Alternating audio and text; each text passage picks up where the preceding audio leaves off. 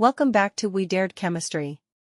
In this lecture, we will spend our brain doing some numericals, so join us whether you are a student or a curious mind. Exercise questions. Problem 2.362 into 10 raised to the power 8 atoms of carbon are arranged side by side.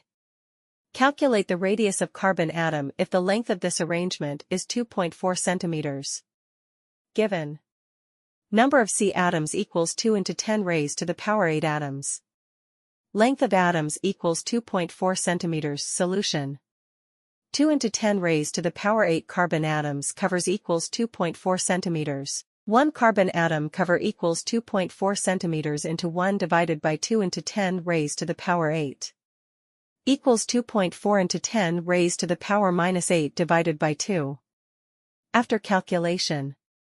Length of 1 carbon atom equals 1.2 into 10 raised to the power minus 8 centimeters. Length equals diameter. Radius equals 1.2 into 10 raised to the power minus 8 divided by 2. After calculation. Radius equals 0.6 into 10 raised to the power minus 8.